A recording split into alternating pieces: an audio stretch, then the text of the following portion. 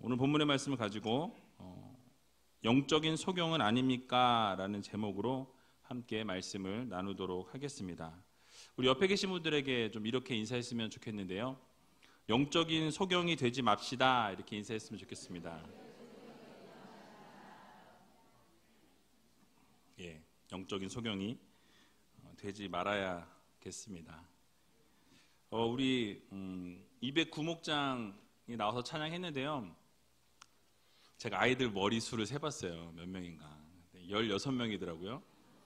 예, 그 16명인데 여기 안 나온 애들도 있어요. 예, 가족 아이들 중에서 제가 알기로는 안 나온 아이들도 있고, 제가 알기로는 내년쯤에 이 목장은 분가해야 되지 않을까. 예, 너무 많아서 분가를 하면 좋겠다라는 생각이 들어요. 근데 또 잘못 잘라놓으면 목장이 또 이상해지기 때문에 어쨌든 이렇게 잘 돼서 이렇게 배가 돼서 분가하는 거는 상당히 귀한 일입니다. 그래서 셀이 살아서 움직이다 보니까 막 역사하고 또 그렇게 되니까 또 이렇게 나눠져서 또 다른 셀로 이렇게 모여서 막 살아있는 거예요. 여러분, 살아있는 셀은요 계속 움직여야 돼요. 한 곳에 머물러 있고 그냥 계속 이렇게 뭐라 그럴까요? 고인물은 썩게 되어 있어요. 계속 흘러가고 계속 움직여져야지 활발하게 움직여지고 움직이게 된다라는 것. 이 아이들 나와서 찬양하니까 그냥 미소가 나오잖아요, 그죠? 아이들 찬양하는 모습 보니까 너무 참 감사하고요. 이 목장이 내년에는 2개 목장으로 나뉘어지고 또 2개로 나뉘었던 목장이 4개로 나뉘어지고 이렇게 정말 셀 그룹이 아름답게 이렇게 성장하고 성장뿐만 아니라 성숙되어서 정말 하나님의 마음을 기쁘게 해드릴 수 있는 그런 목장이 되었으면 좋겠습니다. 지난주에 다메섹 도상에서 사울이 예수님을 만난 사건에 대해서 좀 말씀을 드렸습니다. 하나님께서 그 만난 사건을 통해서 자기 백성들을 직접 부르셔서 사용하신다라는 말씀을 지난주에 드렸는데요.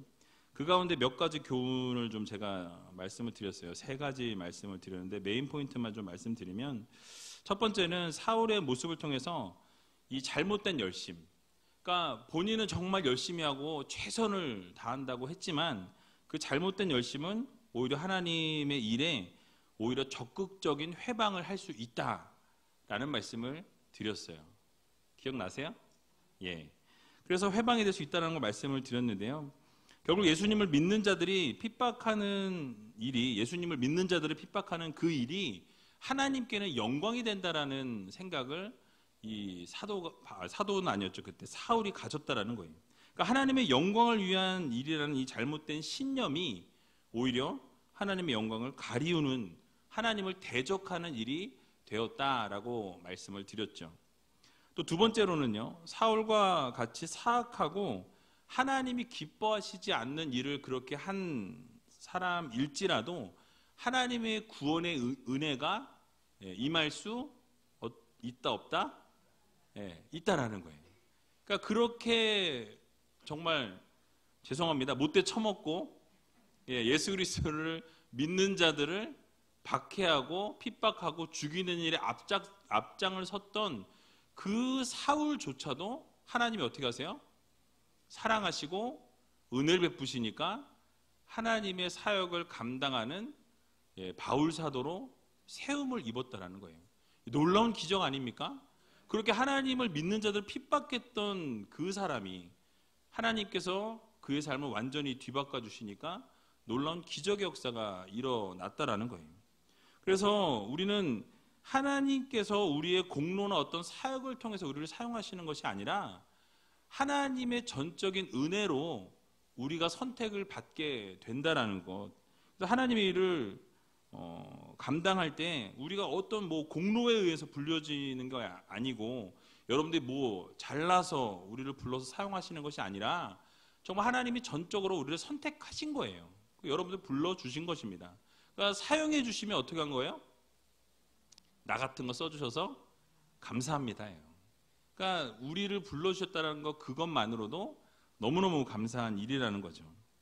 또 마지막으로 말씀드렸던 것은 바로 하나님의 일을 감당할 일꾼을 필요하면 하나님이 직접 부르신다라는 거예요. 하나님이 직접 부르시고 세우신다라는 것을 말씀드렸습니다. 그러니까 인간의 계획과 선택에 의해서 이루어지는 일이 아니라 하나님이 전적으로 부르시고 전적으로 선택하셔서 하나님의 백성들을 세워 나가신다라는 사실이에요. 그러니까 하나님의 계획과 선택에 의해서 사람을 세우시더라는 거예요. 그러니까 인간이 세운 것 같지만 그것은 사람이 세운 것이 아니라 하나님께서 모든 것들을 주관하시고 계획하시고 섭리하셔서 그 일들을 진행해 나가신다라는 거예요. 누가요? 하나님께서 그 모든 것들을 이끌어 가신다라는 것입니다. 그래서 여러분들이 하나님께서 이끌어 가실 때 우리가 해야 될 것은 뭐죠? 순종하는 거예요. 그 공간을 내어드리고 하나님이 일하실 수 있도록 그 자리를 하나님께 내어드리고 하나님이 일하실 수 있게끔 우리가 그 공간들을 내어드릴 뿐만 아니라 일을 돕는 거예요. 그래서 하나님이 일하실 수 있게 편한 도구가 될 수 있게 우리는 편한 도구가 되어서 하나님께 올려드리면 하나님이 착착착착착 모든 것을 어떻게 하세요? 착 진행하시는 거예요. 아주 쉽게 진행이 되어지죠. 여러분 그렇게 살아가는 것이 바로 진정한 성도들의 모습이다라고 말씀을 드렸습니다. 근데 오늘 말씀을 보게 되니까요. 이 다메섹에서 빛으로 오신 이 주님을 만난 사울이 땅에 엎드렸다라고 말씀하고 있어요. 그리고 땅에 엎드려진 상황에서 주님의 음성을 듣게 됩니다. 그리고 그 자리에서 성으로 내려가게 될 때 행할 것을 이룰 자가 있다라고 말씀을 주시는 것을 볼 수 있어요. 여러분 이렇게 주님께서 빛으로 직접 나타나셔서 말씀하실 때 주변에 있던 사람들의 반응을 좀 살펴봤으면 좋겠어요. 그 주변에 있는 사람들의 반응은 어떻습니까? 오늘 본문 7절을 보니까요. 이렇게 말씀하고 있습니다. 우리 7절 같이 한번 읽어보도록 하겠습니다. 같이 가던 사람들은 소리만 듣고 아무도 보지 못하여 말을 못하고 섰더라. 아멘. 자, 여러분 무엇을 말씀하고 있습니까? 지금 사울과 함께 있었던 사람들이요. 소리만 들었다라고 말씀하고 있어요. 그리고 아무것도 보지 못하였다라고 말씀하고 있습니다. 즉 그들은 사울과 동일한 장소에 있었다라는 거예요. 맞습니까? 동일한 장소에 있었어요. 강렬한 빛을 함께 봤습니다. 그리고 보기도 했어요. 근데 어떤 소리를 듣기도 했다라고 지금 성경은 말씀합니다. 그러니까 그 자리에 같이 있으면서 빛도 보았고 소리도 들었다라는 거예요. 자, 동의가 되세요? 여기까지? 예, 동의가 되세요? 되셔야 돼요. 그 소리를 사울처럼 명확한 예수님의 목소리를 듣지 않았지만 어떤 소리를 들었다라는 거예요. 그런데 예수님을 볼 수도 없었고 명확하게 들을 수도 없었다라고 말씀하고 있다라는 사실이에요. 즉 똑같은 장소에서 같은 소리를 들었는데 그 사람들이 지금 뭐예요? 그 똑같은 장소에서 그 소리를 듣고 빛을 봤지만 그 사람들은 회심이 있었다 없었다? 없었어요. 변화가 있었어요 없었어요? 없었습니다. 그러니까 어떠한 변화도 찾아볼 수 없다라는 거예요. 여러분 여기서 우리는 한 가지 교훈을 좀 끌어낼 수가 있습니다. 바로 무엇이냐면 하나님의 은혜는요 모든 사람에게 미쳐진다라는 거예요. 모든 사람에게 하나님의 은혜는 미쳐지지만 그 은혜는 모든 사람이 누리는 것이 아니다라는 거예요. 맞습니까? 그러니까 모두에게 하나님이 음성을 들려주시고 모두에게 빛을 비춰주시고 모두에게 말씀하시는데 그 말씀을 듣는 자가 있는 반면에 그 말씀을 듣지 못하는 자가 있다라는 말씀이에요. 여러분 조금 길지만 요한복음 1장을 같이 좀 봤으면 좋겠는데요. 요한복음 1장 9절에서 12절 말씀을 좀 같이 봤으면 좋겠습니다. 요한복음 1장 9절에서 12절까지 같이 한번 한 목소리로 읽어보도록 하겠습니다. 9절에서 12절 시작. 참빛 곧 세상에 와서 각 사람에게 비치는 빛이 있었나니 그가 세상에 계셨으며 세상은 그로 말미암아 지은 바 되었으되 세상이 그를 알지 못하였고 자기 땅에 오매 자기 백성이 영접지 아니하였으나 영접하는 자 곧 그 이름을 믿는 자들에게는 하나님의 자녀가 되는 권세를 주셨으니. 아멘. 자, 너무나 유명한 말씀이죠. 1장 12절 말씀은 유명해서 잘 아시는데 그 앞에 있는 내용들을 보게 되니까요. 세상의 모든 사람에게 빛을 비추시는 주님이 계셨다라고 말씀하고 있어요. 모든 사람에게 빛을 비추셨는데요, 세상이 어떻게 했어요? 그를 알지 못했다라고 말씀하고 있습니다. 그러니까 모든 사람에게 빛을 주님이 비춰주시는데 그 모든 사람이 깨닫습니까? 깨닫지 못했다라는 거예요. 오늘 본문의 말씀과 동일한 말씀입니다. 자기 백성이 그 주님이 빛으로 오셨음에도 불구하고 그 주님은 어떻게 한 거예요? 주님으로 영접하지 않았다라는 거예요. 그러나 그 주님을 영접하는 자, 곧 그 이름을 믿는 자들에게는 어떻게 하신다고요? 하나님의 자녀가 되는 권세를 주셨으니. 아멘. 여러분, 그렇습니다. 바로 빛으로 오신 그 주님을 우리가 모두가 알 수 있음에도 불구하고 깨닫지 않는 거예요. 깨닫지 못하는 겁니다. 그런데 그 주님을, 그 주님으로 영접하고 믿는 자, 받아들이는 자에게는 뭘 주세요? 하나님의 자녀가 되는 권세를 주셨다라고 말씀하고 있습니다. 결국 일맥상통하는 얘기예요. 지금 사도 바울에게 주님이 나타나셔서 같은 장소에서 빛으로 보이시고 말씀하시고 그렇게 이끌어 주심에도 불구하고 사울 외에는 듣지 못했다라는 사실이에요. 여러분, 하나님께서는요, 모두에게 은혜를 주십니다. 모두에게 햇볕을 비춰주세요. 공기를 주십니다. 바람과 물과 모든 자연을 다 허락해 주셨어요. 여러분, 기독교인들에게만 공기를 주시고 믿지 않는 자들에게는 공기를 주시지 않으신다. 그럼 어떻게 될까요? 상상하고 싶지도 않죠. 그러니까 모두에게 하나님께서 베풀어 주신다라는 거예요. 그런데 어떤 사람은 하나님이 베풀어 주신 은혜를 깨닫지만 어떤 사람은 뭐예요? 하나님이 베풀어 주신 은혜를 깨닫지 못하더라는 거예요. 그러니까 깨닫지 못할 뿐만 아니라 감사하지도 못한다라는 말씀입니다. 그런데 하나님을 잘 믿는 어떤 사람들은 어떻게 돼요? 허락된 은혜를 충분히 누릴 뿐만 아니라 그 누리면서 그 은혜에 어떻게 해요? 감사하며 살더라는 거예요. 여러분, 우리 모두는요, 주님의 은혜에 감사하며 살아갈 수 있는 여러분들이 되셔야 합니다. 여러분, 아까 우리 아이들 보니까 어떠세요? 감사가 그냥 나오지 않으세요? 저는 아빠 미소로 계속 쳐다봤어요. 이 아이들이 얼마나 이쁜지. 맨날 어린이집에 왔다 갔다 하면서 맨날 보던 애들이에요, 얼굴이. 얼굴을 자주 보던 애들이라 목사님이다 맨날 이래요. 안녕하세요 이러고. 얼마나 이쁜지 몰라요. 근데 그 은혜에 감사하는 분들은 뭘 봐도 감사가 나와요. 뭘 봐도 감사가 나오는데 감사가 없는 분들은 뭘 봐도 뭐예요? 불평이에요. 아우, 왜 이렇게 애들이 많아?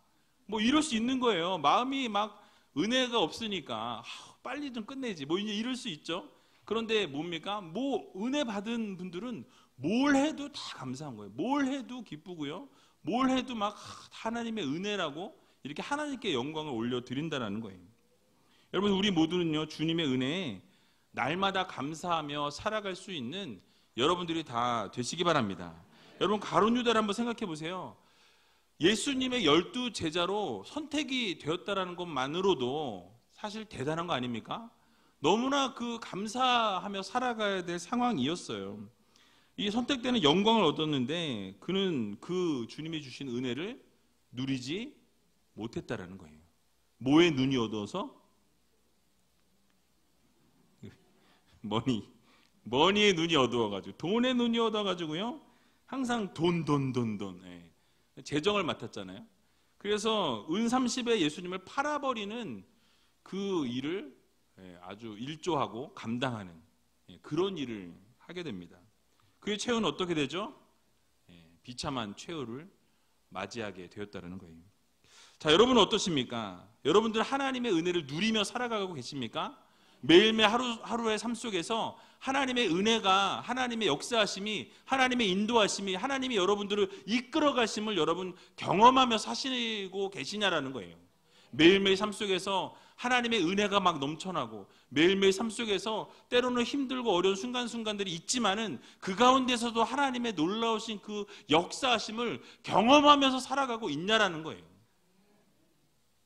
아멘이 점점 줄어들고 계십니다. 여러분, 우리가 엄청난 것을 받았음에도 불구하고 받은 은혜를 누리지 못할 뿐만 아니라 깨닫지 못하고 살아갈 때가 너무나 많다라는 거예요. 그러나 사랑하는 우리제일교회 성도 여러분, 주님께서 여러분들에게 날마다 은혜를 부어주신다라는 것, 여러분 기억하시기 바랍니다. 여러분, 다른 사람들은 몰라도요, 예수 믿는 우리는 매일매일 하나님의 은혜가 넘쳐나고 있다라는 것 여러분 기억하셔야 돼요. 내일 한번 아침에 탁 일어나셔서 자연을 한번 쫙 바라보세요. 얼마나 하나님이 뭐 예술가이신지. 저는 매일 이 설교 준비하다가 머리가 좀 띵하고 이러면 항상 요 주변을 걸어요. 걷다 보면 오늘은 또 뻐꾸기가 그렇게 울어대더라고요. 뻐꾹 얼마나 우는지. 예.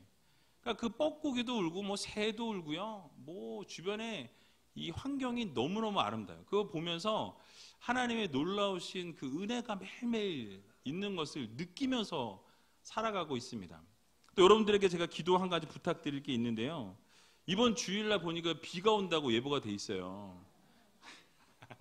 그래서 제가 하나님의 은혜를 다시 한번 누리려고. 그래서 하나님, 이거 주일날 오전에 비 오는 걸로 돼 있더라고요. 그래서 이걸 앞으로 좀 당겨 주십시오.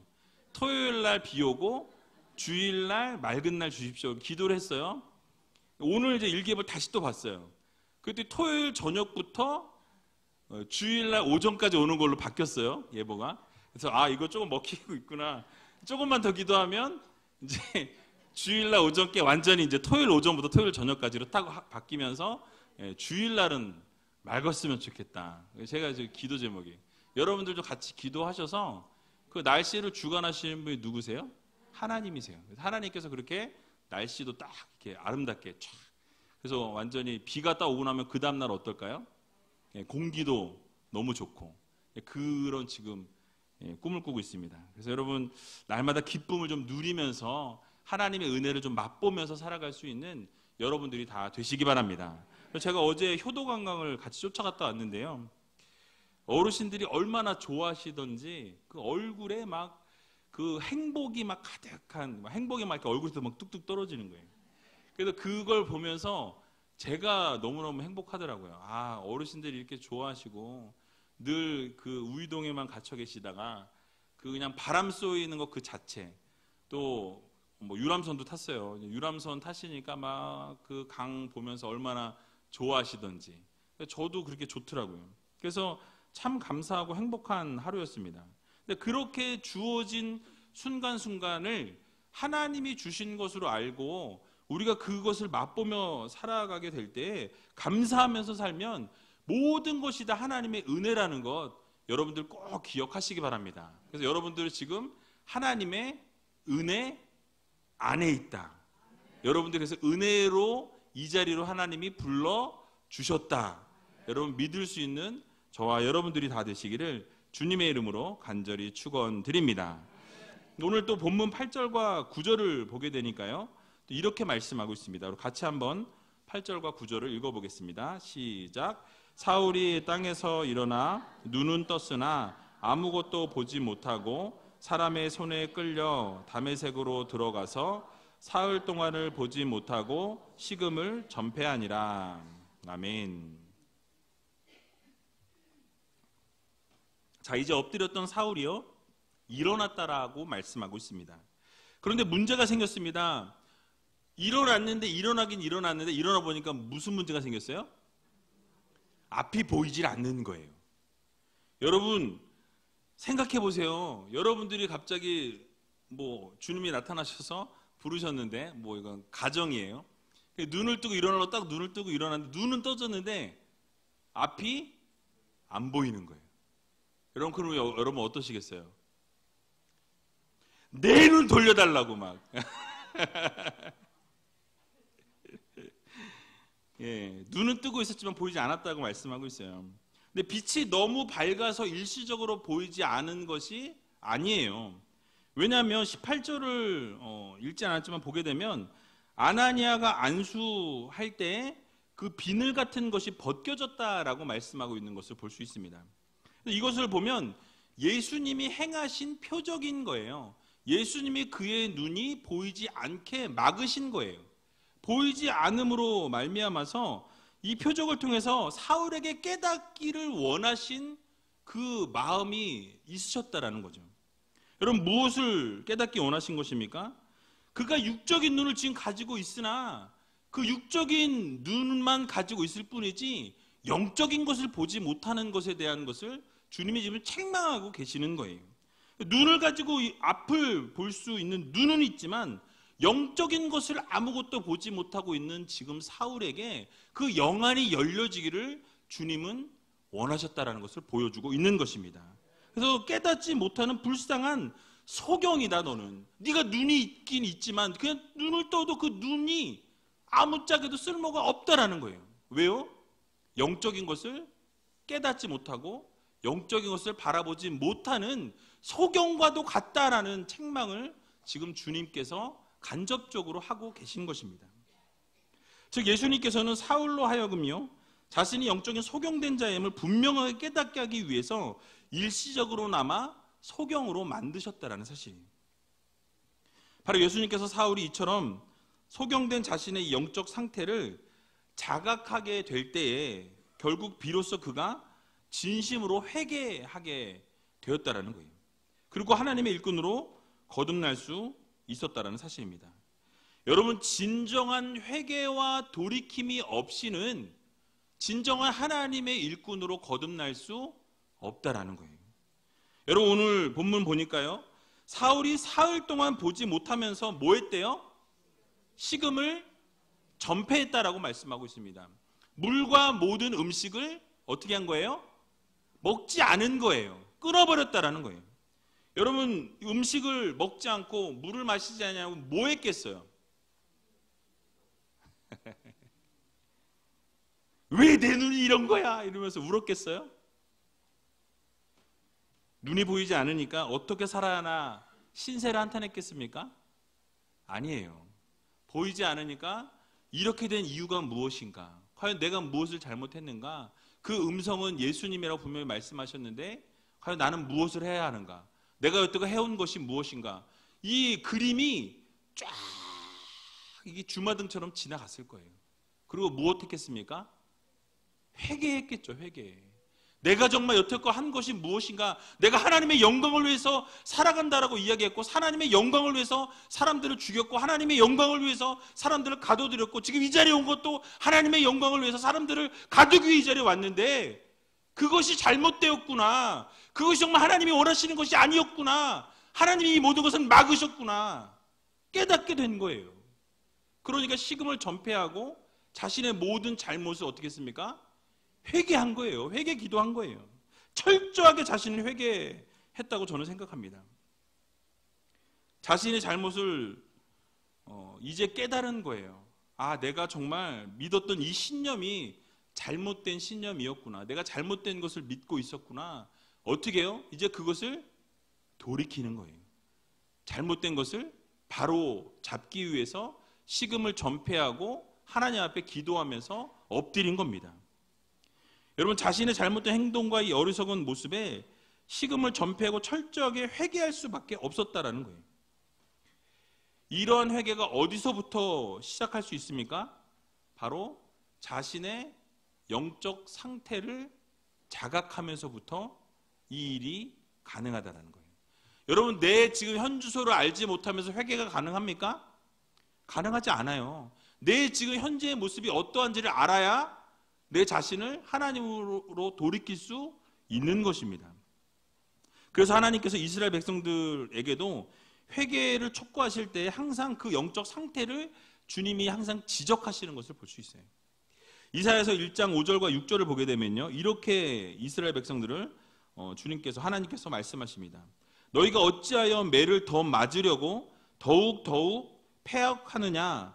온 머리는 병들었고 온 마음은 피곤하였으며 발바닥에서 머리까지 성한 곳이 없이 상한 것과 터진 것과 새로 맞은 흔적뿐이오늘 그것을 짜며 싸매며 기름으로 유하게 함을 받지 못하였도다라고 말씀합니다. 무엇입니까? 이스라엘의 영적 상태를 지금 하나님께서 책망하고 지적하고 계시는 거예요. 자, 여러분, 우리의 영적 상태는 어떠합니까? 여러분들의 영적 상태는 지금 어떠하시냐라는 거예요. 혹시 우리의 영적 상태도 이스라엘 백성들과 동일한 상태로 있진 않으시냐고 제가 묻고 있는 것입니다. 매를 더 맞으려고 악의 자리로 지금 나가고 계시지는 않습니까? 하나님이 기뻐하시지 않는 일들을 계속해서 행하며 매일매일 살아가고 있진 않느냐라는 거예요. 여러분, 사울도 눈을 떴으나 보지 못하였다라고 말씀합니다. 영적인 소경으로 살고 있지는 않은지 우리 자신을 좀 돌아볼 필요가 있다라는 거예요. 내가 눈은 떴으나 여전히 영적 소경으로 하루하루를 살아가고 있지는 않은가. 여러분, 어느 시대를 막론하고 영적인 소경들이 참 많이 있었어요. 대표적으로 노아 시대의 사람들, 영적인 소경이었습니다. 소돔과 고모라에 살던 백성들 어땠습니까? 완전히 멸망했죠. 그들도 영적 소경이었어요. 광야에서 이스라엘 백성도 어땠습니까? 하나님의 놀라우신 능력을 경험하고도 계속해서 불평과 불만을 이어나갔다라는 거예요. 영적 소경들입니다. 예수님 시대의 유대 종교 지도자도 어떻습니까? 그들도 영적인 소경이었다라는 거예요. 예수님을 알아보지 못했다라는 거예요. 예수님을 핍박하고 십자가에 못 박았다라는 거예요. 여러분, 혹시 우리도 예수 그리스도를 믿는다고 하면서 실제 우리의 삶 속에는 이 사울과 같이 눈은 떴으나 영적으로 깜깜한 삶을 살아가고 있지는 않은지 여러분 자신을 한번 돌아보시기 바랍니다. 예배소 교회에게도 경고하셨던 주님의 음성을 오늘 이 밤에 우리가 좀 떠올려 봤으면 좋겠어요. 요한계시록 2장 5절에 보니까 이렇게 말씀합니다. 그러므로 어디서 떨어진 것을 생각하고 회개하여 처음 행위를 가지라. 만일 그리하지 아니하고 회개치 아니하면 내가 내게 임하여 내 촛대를 그 자리에서 어떻게 하리라? 옮기리라. 아멘. 여러분, 무엇입니까? 여러분들이 어디서 떨어졌는지 뭐 하래요? 생각하라는 거예요. 그리고 생각하고 잘못된 것을 어떻게 해라? 회개해라. 돌이키라는 말씀입니다. 잘못된 것이 어딘지를 여러분 먼저 아셔야 돼요. 자각하셔야 됩니다. 그 자리로 가셔서 돌이키셔야 돼요. 그리고 하나님이 기뻐하시는 모습으로 서 있어야 한다는 것을 우리들에게 지금 가르쳐주고 계신다는 거예요. 처음 행위를 가지라. 첫사랑을 회복하라. 라는 주님의 음성을 여러분들 기억하시기 바랍니다. 그렇지 않으면 어떻게 하신다고요? 여러분들의 촛대를 옮기신다는 거예요. 이거 무서운 말씀이에요, 여러분. 여러분들에게 주셨던 것을 옮겨버리시겠다는 거예요. 그러므로 이 주님의 음성을 깊이 마음 가운데 새기시고 우리의 영적인 상태를 다시 한번 점검하고, 혹시 오늘 이 밤에 정말 하나님과의 첫사랑을 회복하기 원하시는 분들은, 또 자각하여서 돌이키기 원하시는 분들은, 주님, 내가 정말 그 자리로 다시 돌아가길 원합니다. 이 자리에 서 있는 것, 내가 이제는 돌이켜서 하나님이 원하시고 하나님이 기뻐하시고 하나님께서 부르시는 그 자리에 가서 그 자리로 돌이켜서 하나님께 영광 올려드리는 삶을 살게 해달라고 기도할 수 있는 저와 여러분들이 다 되시기를 주님의 이름으로 간절히 축원드립니다. 마지막으로 은혜를 체험한 사람은요, 순종의 삶을 나타나게 될 수밖에 없다라는 거예요. 조금 전에 읽었던 8절과 9절을 보게 되면요, 이 사울이 사람들의 손에 이끌려서 다메섹으로 들어갔다라고 성경은 말씀합니다. 사흘 동안 보지 못하고 식음을 전폐했다고 말씀했는데요, 주목해야 될 사실이 한 가지가 있습니다. 바로 뭐냐면 이 사울이 앞을 보지 못하는 상황에서 사울이 내린 결정이에요. 사울이 무엇을 결정했습니까? 앞을 볼 수 없는 상황에서 예루살렘으로 돌아가지 않았다라는 거예요. 만약에 그 순간에도 돌이킬 마음이 없었다라고 한다면 어땠을까요? 내가 지금 눈이 잠깐 보이지 않으니 내가 원래 있던 예루살렘으로 돌아가서 내 눈을 좀 어떻게 고치고 회복하고 좀 그것을 어떻게 케어 좀 하다가 나아지면 다시 뭐예요? 죽이러 다니는 거죠. 예수 믿는 사람 잡으러 다녀야지. 이게 원래 정상적인 모습 아닙니까? 그게 정상적인 모습이에요. 그런데 사울은 어떻게 했어요? 굳이 다메섹 성으로 들어갔다라고 말씀합니다.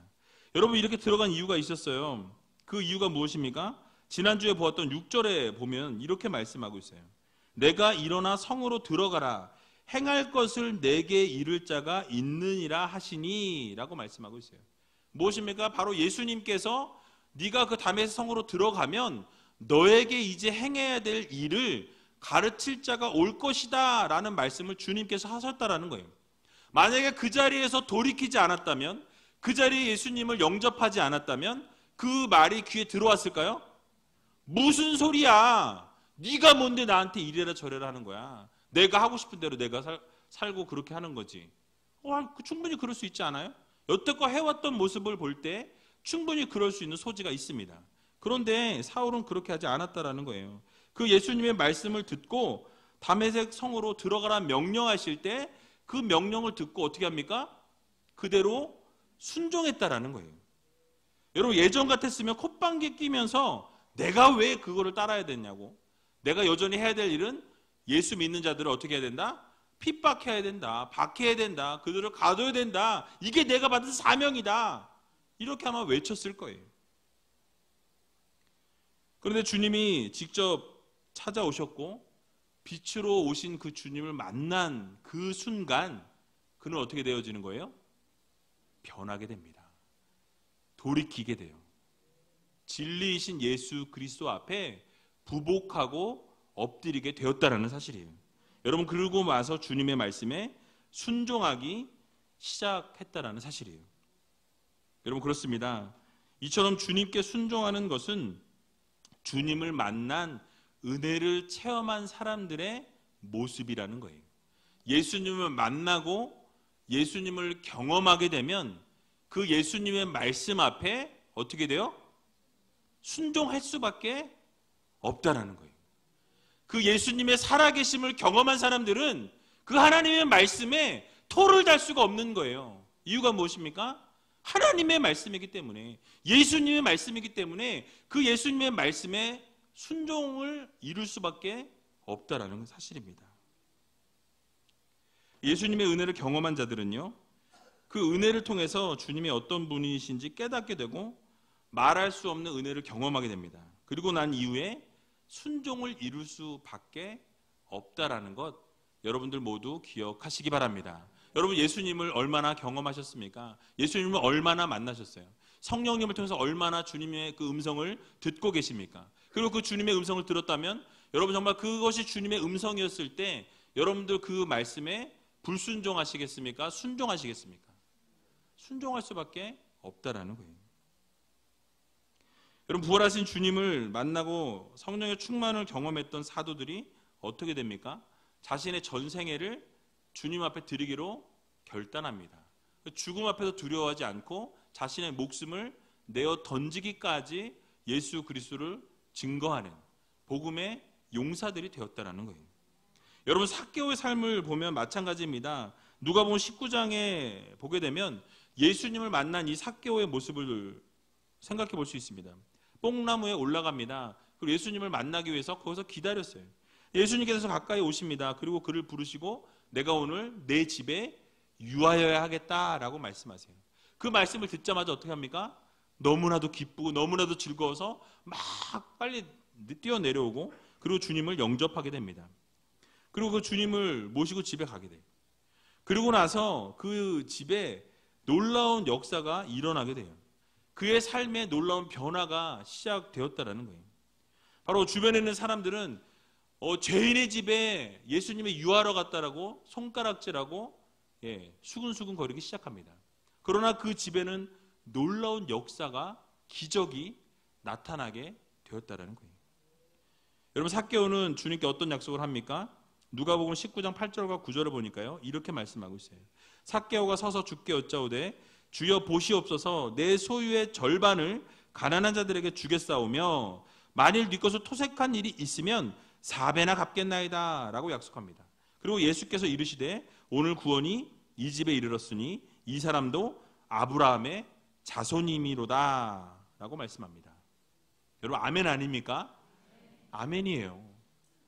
여러분, 예수 그리스도를 만나니까, 은혜를 받으니까 자기의 모든 포커스가 지금 돈에 있었던 삭개오조차도 그 모든 돈을 어떻게 한다고 말하고 있어요? 그 반을 뚝 띄어서 가난한 사람들에게 주겠다라는 거예요.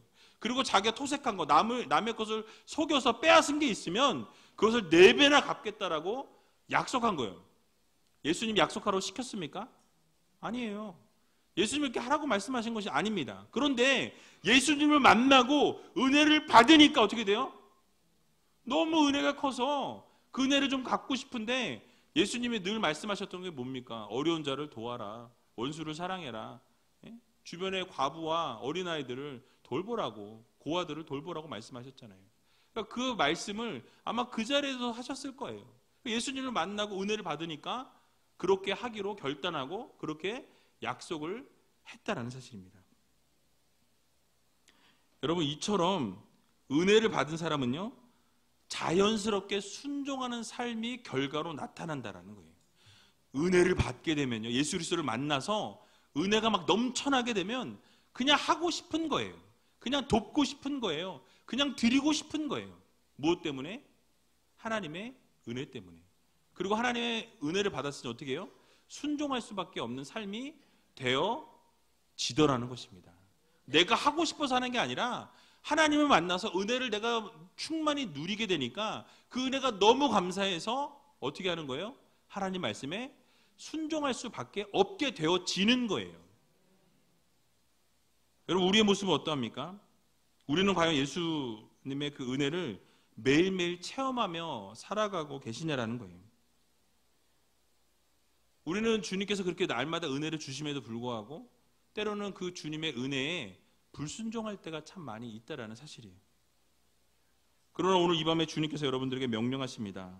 너희가 은혜를 받았으니 하나님의 말씀을 따르라 명령하고 계세요. 순종을 요구하고 계신다는 사실입니다. 사무엘상 15장 22절의 말씀을 보게 되면 순종이 제사보다 낫고 듣는 것이 수양의 기름보다 나으니라 라고 말씀하고 있어요. 결국 무엇이 제일 중요하다는 말씀입니까? 순종이 중요하다라고 말씀하고 있어요. 그러므로 사랑하는 의제교회 성도 여러분, 날마다 받은 은혜에 감사하시고 예수 그리스도를 만나심을 통해서 그 은혜를 경험하신 이후에 여러분 그 은혜가 어디로 이어져야 돼요? 순종으로 이어질 수 있는 저와 여러분들이 다 되시기를 주님의 이름으로 간절히 축원드립니다.